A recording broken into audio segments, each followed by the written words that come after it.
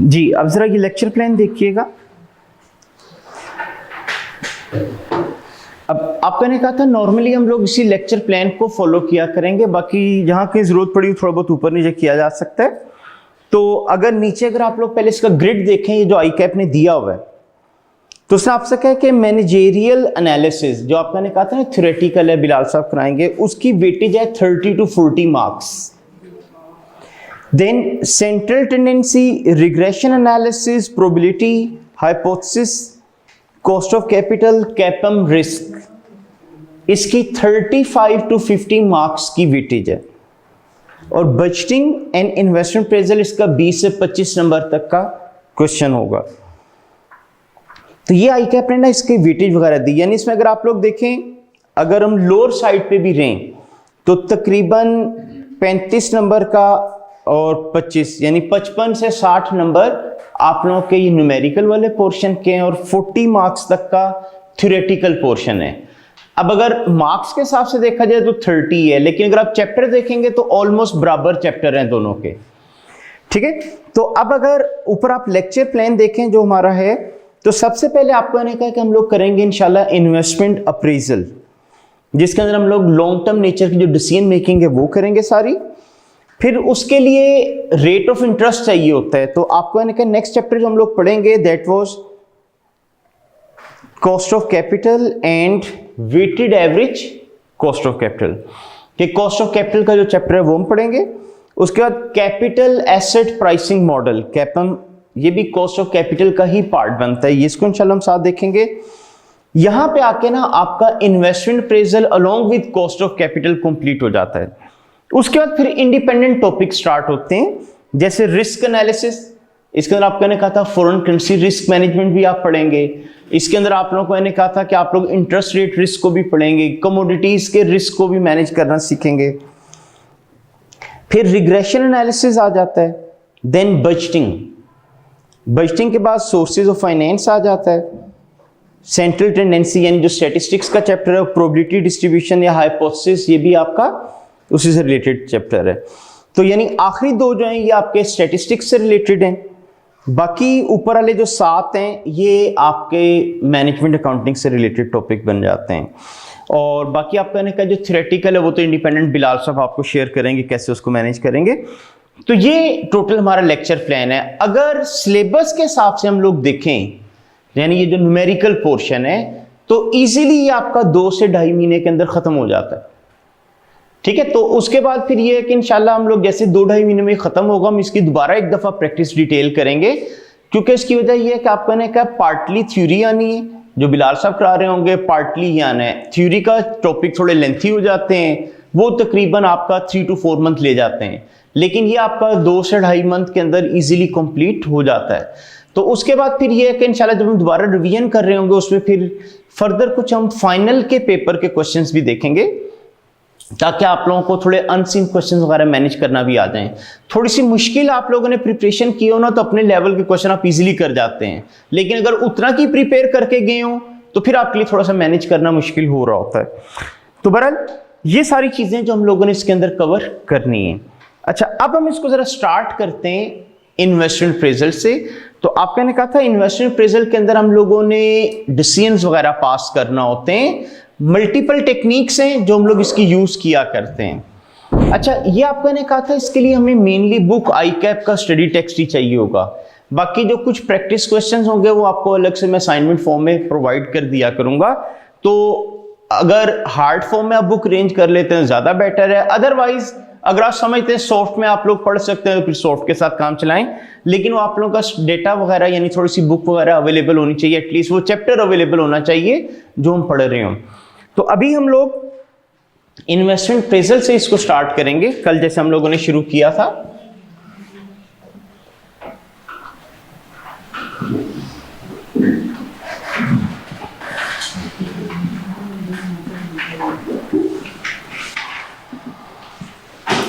तो इसके अंदर आपको ने कहा था मल्टीपल टेक्निक्स या मेथड्स आ जाते हैं, जिसके अंदर आपको ने कहा था पे बैक पीरियड एक आपका मेथड है, एक आपका ने कहा था काउंटिंग रेट ऑफ रिटर्न आ जाता है। इन्हें हम कहते हैं नॉन साइंटिफिक मेथड या ट्रेडिशनल मेथड्स। आपके जो पेपर में एग्जामिनेबल होता है वो आपका ने कहा था ट्रेडिशनल मेथड होते हैं, जिसके अंदर net present value method, IRR ये आ जाते हैं। तो कल जब मैंने आप लोगों को पे बैक पीरियड के बारे में डिस्कस किया था,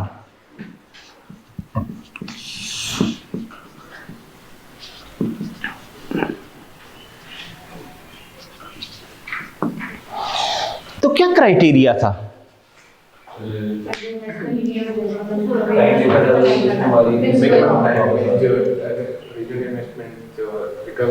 हाँ, यानी पे बैक पीरियड हम लोगों ने कहा था, पे बैक पीरियड अगर इटसेल्फ इसका मतलब देखें तो इसका मतलब भी होता है कि जो पैसे आप लोग इन्वेस्ट कर रहे हो उसको रिकवर करने पे कितना टाइम लगेगा, मतलब अपनी प्रिंसिपल अमाउंट रिकवर करने पे कितना टाइम लगेगा, दैट इज पे बैक। डिसीजन क्राइटेरिया आपको मैंने बताया था कि वो प्रोजेक्ट एक्सेप्ट करें जिसका पे बैक पीरियड सबसे कम हो और फिर वो मैनेजमेंट की पॉलिसीज के साथ अलाइन भी हो, उसे मैच भी करता हो। तो ये इसका आप लोगों को मैंने क्राइटेरिया कल डिस्कस किया था, ठीक है। ये आप लोगों का मैंने कहा था कि सिर्फ थोड़ा बहुत आई कैप ने बुक के अंदर इसका हिंट दिया होगा, ये नॉर्मली इसके न्यूमेरिकल वगैरह नहीं आते, न्यूमेरिकल आपके NPV और IRR के ही आते हैं। अच्छा, उसके बाद सेकंड चीज जो मैंने आपको कल डिस्कस की थी वो था अकाउंटिंग रेट ऑफ रिटर्न, जिसे आपने कहा था एनुअल रेट ऑफ रिटर्न भी कह देते हैं। और अकाउंटिंग रेट ऑफ रिटर्न या एनुअल रेट ऑफ रिटर्न या आपकी प्रॉफिट की परसेंटेज होती थी, ठीक है। आपका ने कहा था मुख्तलिफ लोग मुख्तलिफ फॉर्मूला यूज करते हैं, तो मैंने आपको फॉर्मूला लिखवा दिया था average profit over initial investment. कुछ लोग करते हैं average profit over average investment. तो बहरहाल आप लोगों को मैंने कहा था इससे प्रॉफिट की परसेंटेज निकल आती है, तो कौन सा प्रोजेक्ट एक्सेप्ट करना चाहिए? हाँ, जिसकी प्रॉफिट परसेंटेज सबसे ज्यादा हो और प्लस आपकी मैनेजमेंट की पॉलिसीज के साथ मैच भी करता हो।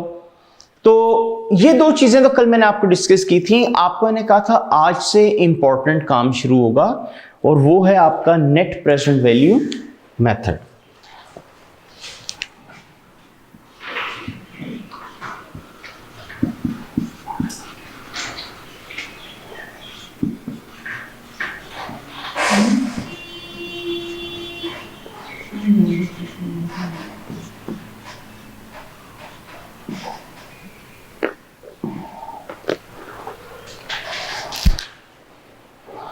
Net present value method.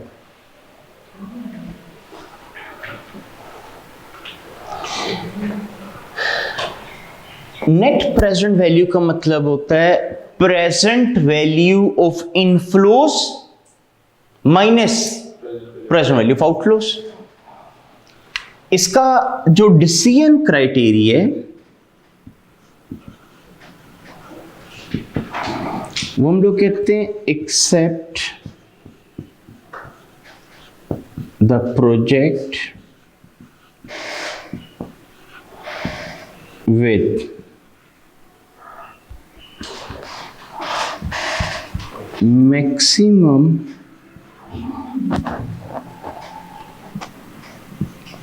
Positive NPV।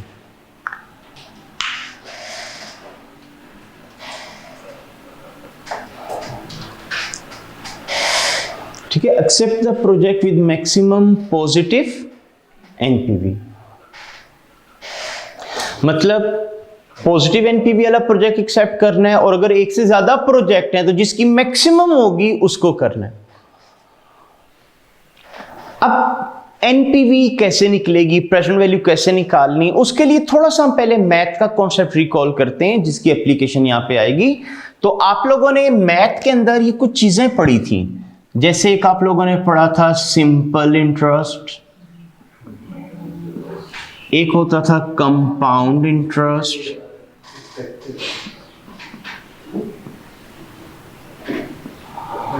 ठीक है, एक आती थी एन्युटीज,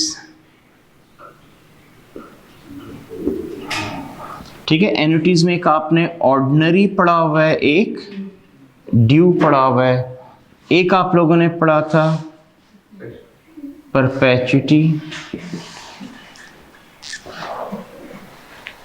सिंपल इंटरेस्ट क्या होता था?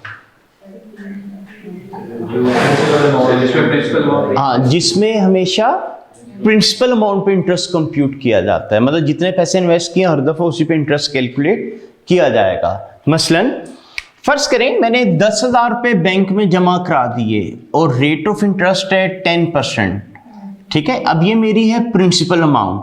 जब फर्स्ट ईयर आप इंटरेस्ट कैलकुलेट करोगे तो 10% किसका लेंगे?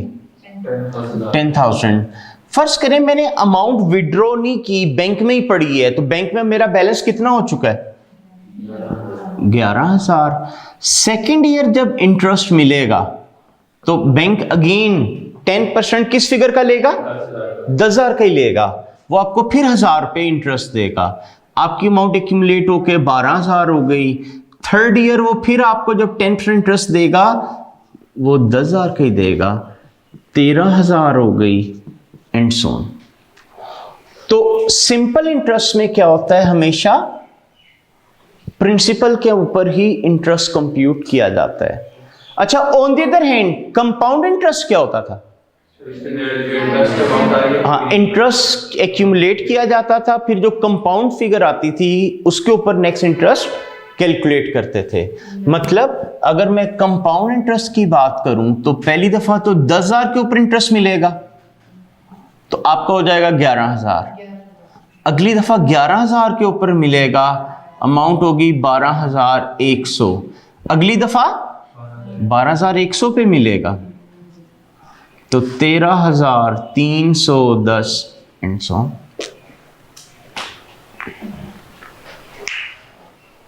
ठीक है, तो ये इन दोनों में फर्क आता था, सिंपल इंटरेस्ट में, कंपाउंड में। अगर बैंक्स की बात करें ना तो बैंक हमेशा कंपाउंडिंग पे चल रहे होते हैं, ठीक है। अच्छा, एन्युटीज, इसकी कैरेक्टरिस्टिक्स क्या होती थी?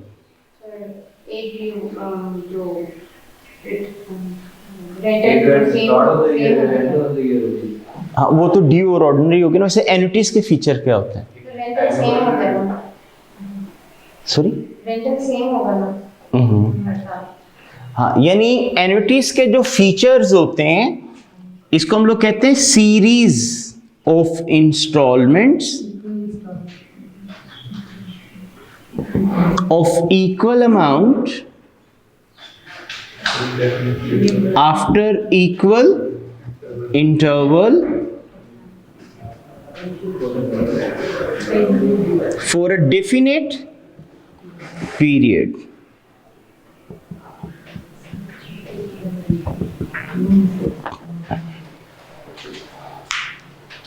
ठीक है, series of instalments of equal amount after equal interval for a definite period.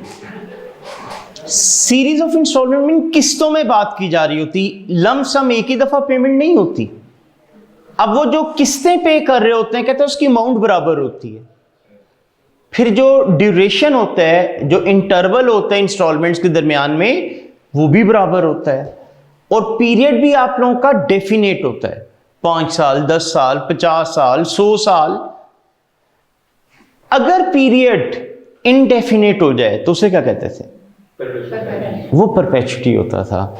यानी इसके भी अगर आप फीचर देखें ना तो इसमें भी यही होता था कि series of instalments of equal amount after equal interval, लेकिन फॉर indefinite period।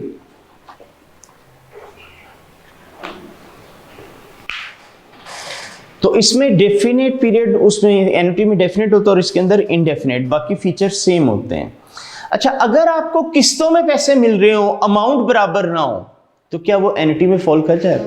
नहीं। तो वहां पे फिर हमें आपको पता है एन्युटी जो है, इवन परपेचुटी, ये कंपाउंडिंग वाले प्रिंसिपल को फॉलो कर रही होती है। तो जहां ये कैरेक्टरिस्टिक्स पूरी नहीं होती वहां पे हम एन्युटी का फॉर्मूला यूज नहीं कर पाते। तो वहां पे हमें फिर क्या करना पड़ता है? कंपाउंडिंग वाले प्रिंसिपल से कैलकुलेशन करना पड़ जाती। अच्छा, ऑर्डिनरी और ड्यू में क्या फर्क था? हाँ जी, ऑर्डिनरी में जो आप पेमेंट करते हैं वो होती है payment at the end,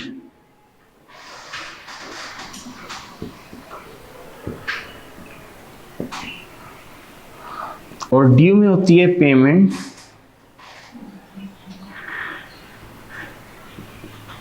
in advance.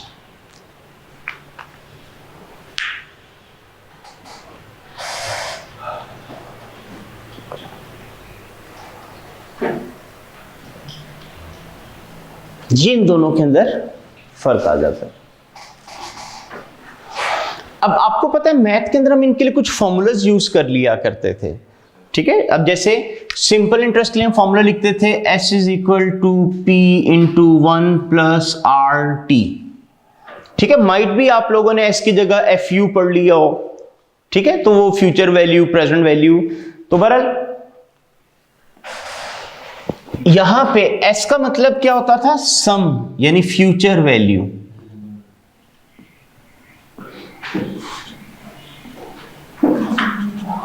P आपकी होती थी प्रिंसिपल अमाउंट या प्रेजेंट वैल्यू भी उसे आप कह सकते हैं।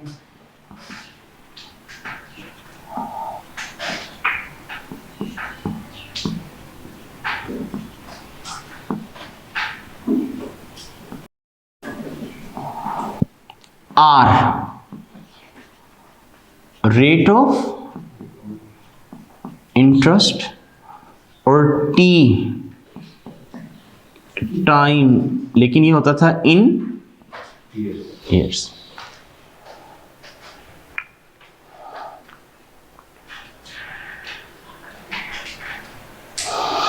अगर कंपाउंड इंटरेस्ट के फॉर्मूले की बात करें, इसका आपने फॉर्मूला पढ़ा था is equal to P into 1 plus R raise to power, ठीक है। ये हर बुक्स के अंदर अलग फॉर्मूलाज लिखे होते हैं, माइट भी आप लोगों के डिफरेंट हो। ICAP ने लास्ट अटेम्प्ट में सप्लीमेंट इशू किया था कि मल्टीपल फॉर्मूलाज हैं, जो भी स्टूडेंट यूज करे एक्सेप्टेबल है, फर्क कोई नहीं पड़ता। तो ICAP ने क्लियर मेंशन किया था कि हमने ये फॉर्मूलाज लिखे, लेकिन अगर स्टूडेंट कोई दूसरा फॉर्मूला भी लिख देता है तो उससे फर्क नहीं पड़ता, एक्सेप्टेबल होता है। अब मसलन माइट भी मैंने S लिखा है, आपकी बुक के अंदर उसने FU लिखा हो, फ्यूचर वैल्यू, ठीक है, तो उससे कहते हैं फर्क कोई नहीं पड़ता।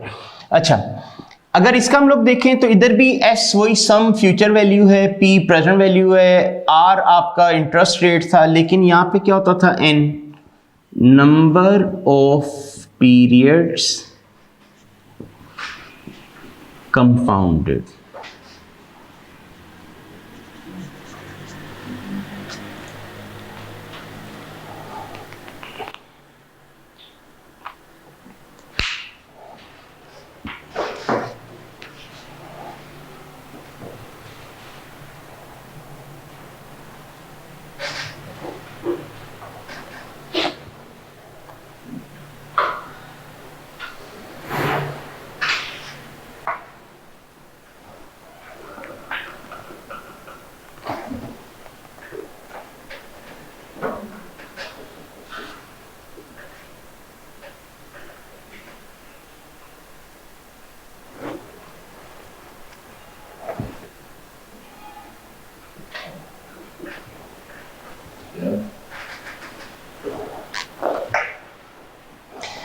अच्छा, आप लोगों ने मैथ के अंदर पढ़ा था इंटरेस्ट कंपाउंडेड एनुअली भी हो सकता है, सेमी एनुअली भी हो सकता है, क्वार्टरली भी हो सकता है। क्या जब मर्जी कंपाउंड हो रहा हो इंटरेस्ट की अमाउंट बराबर बनती थी? नहीं। तो अब इस चीज के बारे में थोड़ा सा मसला आता है। एन्युटी को इंशाल्लाह हम फिर बाद में डिस्कस करेंगे, तो अभी इस कॉन्सेप्ट को थोड़ा सा हम डिस्कस करते हैं।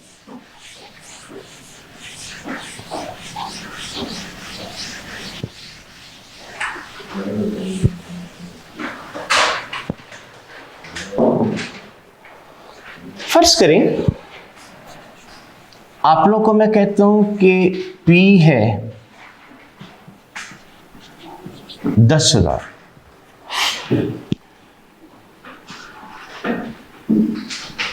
टर्म्स हैं 3 years, रिक्वायरमेंट आपको कहा जाता है calculate future value if number A, interest at the rate 10% compounded annually,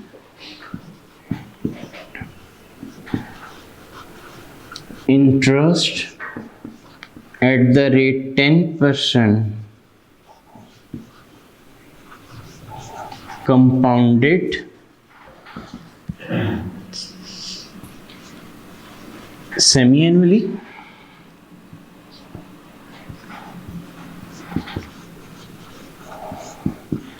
interest at the rate 10% compounded quarterly.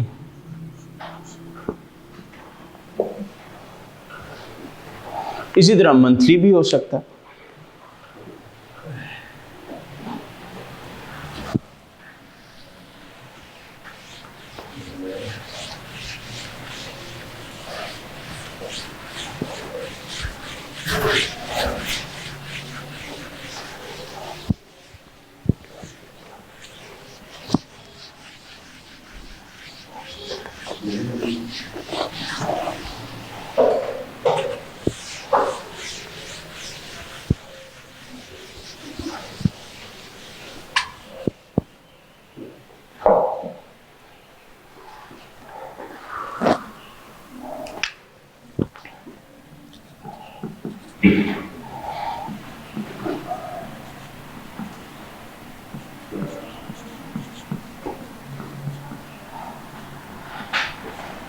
जी, अब जब कंपाउंडेड एनुअली था तो एन आप कितना लेंगे?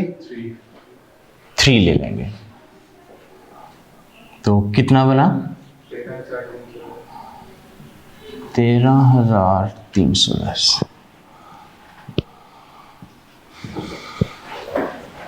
अच्छा, सेकंड ऑप्शन मैंने आपको कहा था interest at the rate 10% compounded semi annually. अब जब मैं इसको करूंगा तो 10,000 इंटू 1 प्लस, अच्छा अब इसके लिए रेट ऑफ इंटरेस्ट को क्या करना पड़ेगा? डिवाइडेड बाय 2 और रेज टू पावर, हाँ जी, तो टोटल 6 हो जाएगा।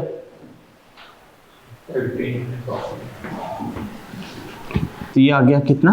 13,400।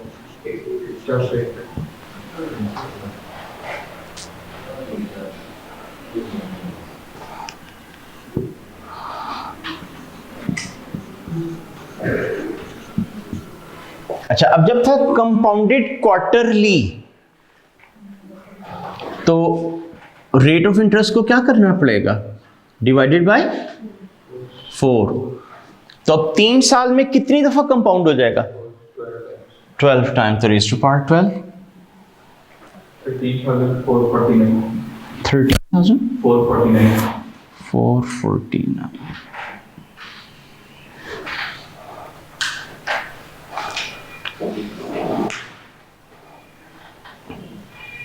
इसका मतलब जितनी ज्यादा दफा कंपाउंड हो रहा है उतनी आपकी फ्यूचर वैल्यू बढ़ती जा रही है। इसका अगर मैं मंथली करूंगा ये और ज्यादा हो जाएगी।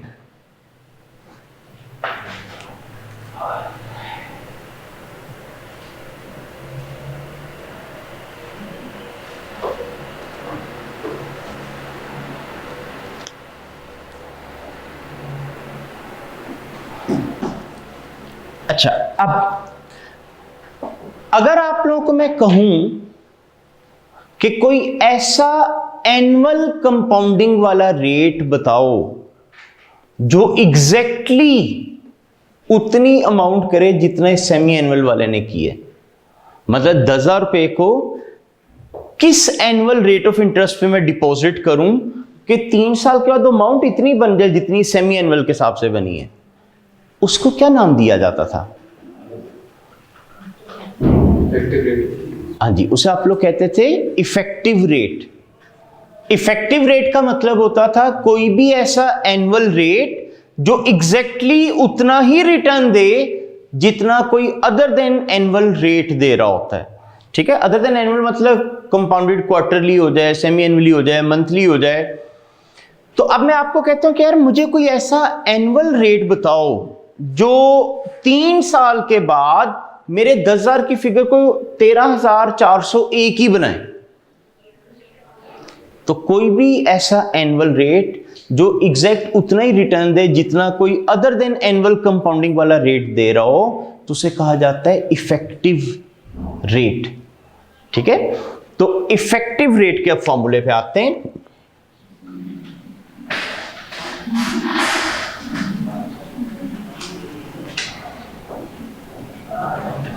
इसका फॉर्मूला होता था कि E is equal to 1 plus R raise to power n minus 1। ठीक है, अगेन आपको मैं कह रहा हूं मैथ में हो सकता है आपने r की जगह i पढ़ लिया हो या n की जगह m पढ़ लिया हो। तो बहरहाल अब अगर फर्ज करें आपको मैं कहता हूं कि यार मुझे एग्जैक्ट 3 साल बाद ये फिगर चाहिए लेकिन रेट एनुअल होना चाहिए, तो उसके लिए आपको कंप्यूट करना पड़ेगा इफेक्टिव रेट। ठीक है, तरीका क्या होगा कि E is equal to 1 plus, अब देखें जब सेमी एनुअल था तो आप इसको क्या कर रहे थे 0.1 डिवाइडेड बाय, और साल में कितनी दफा कंपाउंड हो रहा था? साल में 2 दफा। ठीक है, ये तो 3 साल में 6 दफा हुआ था ना, सेमी एनुअल का मतलब साल में 2 दफा। तो अब जब आप इसको सॉल्व करोगे तो देखें E कितना निकलता है, 10.25। इसका 10.25% कंपाउंडेड एनुअली। ठीक है, देखिए ये तो मुझे कंफर्म हो गया था ना, 10% एनुअल उतनी फिगर नहीं बना रहा था, इसकी फिगर कम थी। आपको मैंने कहा मुझे कोई ऐसा एनुअल रेट कैलकुलेट करके बताओ जो 3 साल के बाद मेरी अमाउंट एग्जैक्ट इतनी कर दे जितना सेमी एनुअल ने की थी। तो जब हमने कैलकुलेट किया वो रेट निकला 10.25। इसका लगा 10.25% एनुअली कंपाउंड हो तो 3 साल के बाद आपका 10,000 बढ़ के 10,401 हो जाएगा। अगर चेक करना चाहते हैं तो फॉर्मूले में लिख के सॉल्व करके देख लें। मसलन अब अगर इस फॉर्मूले को, इस रेट को मैं इंश्योर करना चाह रहा हूं, प्रूफ करना चाह रहा हूं क्या ये सही है, तो देखें अब S is equal to 10,000 into 1 plus 0.1025 raise to power 3। तो इसको सॉल्व करके देखिए कितनी अमाउंट आती है। 13,400।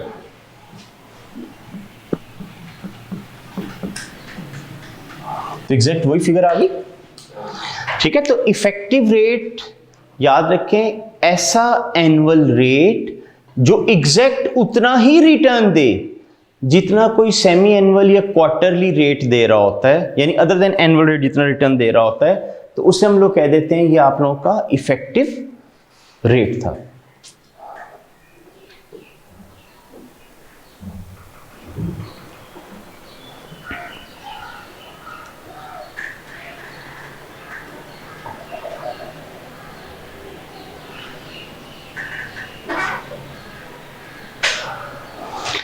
अच्छा, अगर मैं आपको कहूं कि यार मुझे कोई सेमी एनुअल रेट बताओ जो इस क्वार्टरली जितना मुझे रिटर्न दे दे, उसका क्या नाम होता था?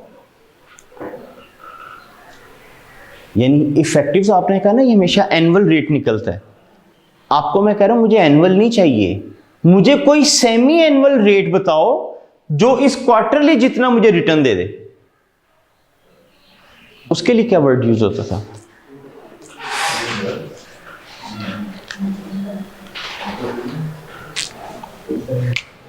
उसके लिए मैथ में आप लोगों ने पढ़ा होगा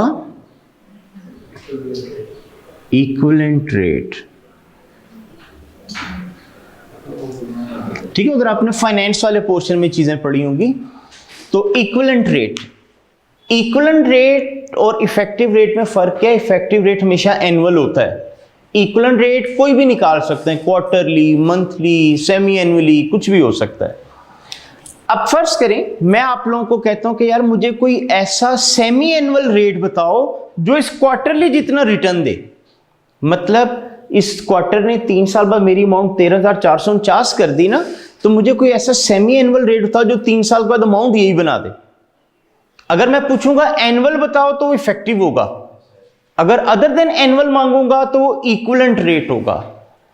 अच्छा, आप लोगों के एमएफए में ना एमसीक्यूज हैं, इसलिए ये चीजें मैं डिटेल में इसलिए डिस्कस कर रहा हूं। उधर एमसीक्यू में उसने डाल दिया तो ये ना हो वो इफेक्टिव के बारे में पूछ रहा हो, वहां पे इक्विवेलेंट लिखा है, तो उस वजह से ये चीजों का थोड़ा सा आपको ख्याल रखना पड़ेगा।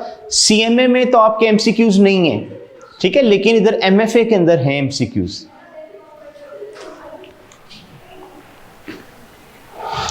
इसका आसान तरीका क्या होता था, इफेक्टिव रेट वाले फॉर्मूले को दो साइड पे लिख दिया जाता है इक्वेशन के, यानी 1 + r raise to power n - 1 is equal to 1 + r raise to power n - यानी इक्वेशन की दोनों साइडों पे सेम फॉर्मूला, एक तरफ वो डेटा लिखें जो फाइंड आउट करना है और एक तरफ वो लिखें जिसके मुताबिक कैलकुलेट करना है। ठीक है, अब मैं आपको कह रहा हूं कि मुझे कोई ऐसा सेमी एनुअल रेट बताओ जो मुझे क्वार्टरली जितना रिटर्न दे दे, इस क्वार्टरली जितना। तो इसके अंदर रेट फाइंड आउट करने सेमी एनुअल और इक्विवेलेंट उसे करने क्वार्टरली के। तो इधर हम सेमी एनुअल वाला डेटा लिखते हैं ना, तो आपको होता है अब रेट तो मुझे नहीं पता, लेकिन सेमी एनुअल में इसको डिवाइडेड बाय 2 करते हैं ना, और रेज टू पावर 2। इसका मुझे डेटा पता है कि रेट ऑफ इंटरेस्ट था 0.1, लेकिन क्वार्टर है तो डिवाइडेड बाय, तो साल में कितनी दफा कंपाउंड होगा, 4 दफा। अब आपको पता है -1 से तो कैंसिल हो जाएगा, पीछे क्या बचा कि 1 + r/2 raise to power 2 is equal to, इसको तो हम सॉल्व कर सकते हैं ना, 1 तो कैंसिल हो चुका है, बाकी को सॉल्व करें।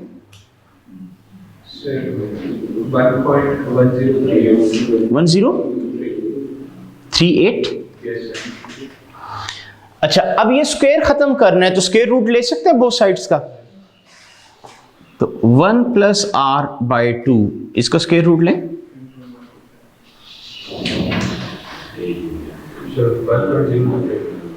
1.025। ठीक है, ये 1 इधर प्लस हो रहा था तो जाके माइनस हो जाएगा, तो r/2 इज इक्वल टू 0.025। 2 इधर डिवाइड हो रहा था जाके मल्टीप्लाई हो जाएगा। ये देखें गलत निकला है, मैं कल स्क्वायर रूट लेना है इसका, ये वाला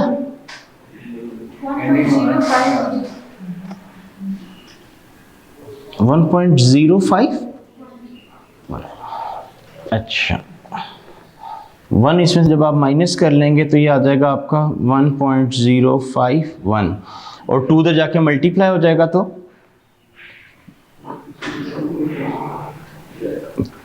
परसेंटेज में कन्वर्ट कर लें, 2 से मल्टीप्लाई करें इसको, हाँ जी, तो ये इंटू 100 कर लें, परसेंटेज में आ जाएगा 10.2।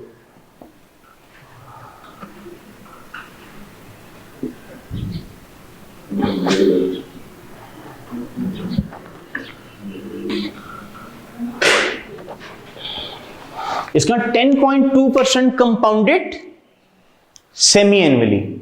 ये अगर आपका रेट हो जाए तो 3 साल के बाद आपकी फिगर यही निकल आएगी। अगर हम चेक करना चाहें तो सॉल्व करके देखा जा सकता है।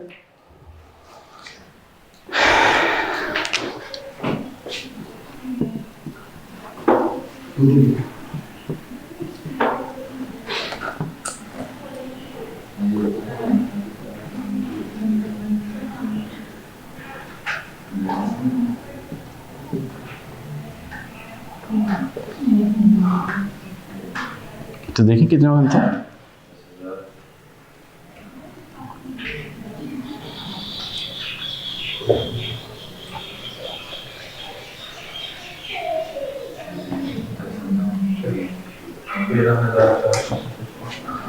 $13,400 इतना ज़्यादा कैसे आ गया इसके बराबर? क्योंकि से ये रेट 10.2 नहीं 10.12 है। सर रेट होता है अच्छा। 125 होता है, फिर आंसर आता है 13449।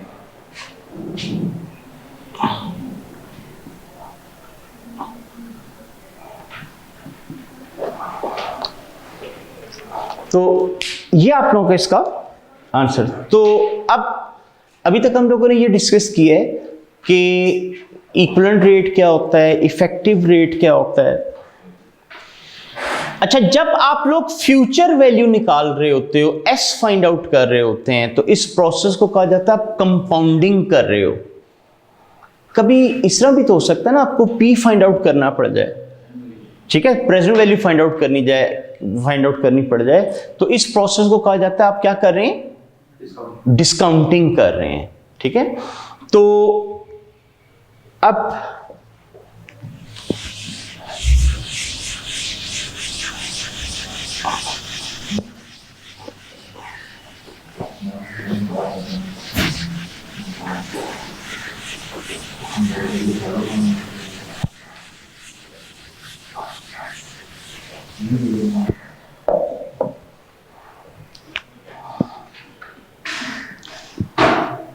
अगर s का फॉर्मूला था p into 1 plus R raise to power n, तो p का फॉर्मूला क्या हो जाएगा, s over 1 plus R raise to power n।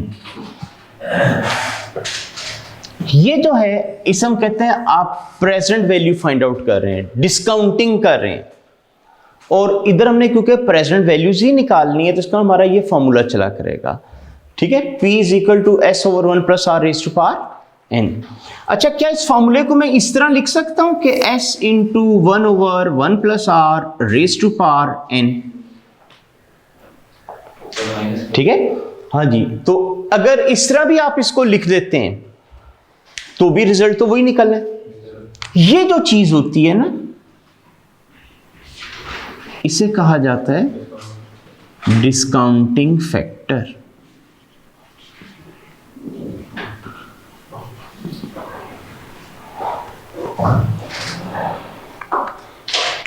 ठीक है, इसको कहा जाता है डिस्काउंटिंग फैक्टर। इसका मतलब फ्यूचर वैल्यू को डिस्काउंटिंग फैक्टर से मल्टीप्लाई कर लें तो आपका प्रेजेंट वैल्यू आ जाएगी। तो आप लोगों को याद होगा मैथ के अंदर कंपाउंडिंग का टेबल कोई दिया होता था एंड पे, ठीक है, वो एक्चुअली वो डिस्काउंटिंग फैक्टर होते थे, जिसे आप मल्टीप्लाई करते थे तो प्रेजेंट वैल्यूज आ जाया करती थी। तो इसका टेबल से भी हम लोग सॉल्व कर सकते हैं, कैलकुलेटर पे भी फिगर फाइंड आउट की जा सकती हैं। तो आज आप लोगों को मैंने थोड़ा सा जो कॉन्सेप्ट थे प्रेजेंट वैल्यू वगैरह के बारे में उसको डिस्कस किए। कल इंशाल्लाह हम लोग ने इसको फर्दर थोड़ा डिटेल में जाएंगे कि नेट प्रेजेंट वैल्यू वगैरह किस तरह फाइंड आउट की जाती है और आप लोग डिसीजन किस तरह पास किया करते हैं। उसके बाद फिर हम इंशाल्लाह जो कॉस्टिंग वाले कॉन्सेप्ट थे वो रिकॉल करेंगे, ताकि उसका जब एग्जाम लेवल के क्वेश्चन मैं शुरू कराऊं तो उसके अंदर आप लोग उसको मैनेज कर सकें। तो कल इंशाल्लाह इसको आगे कंटिन्यू करेंगे।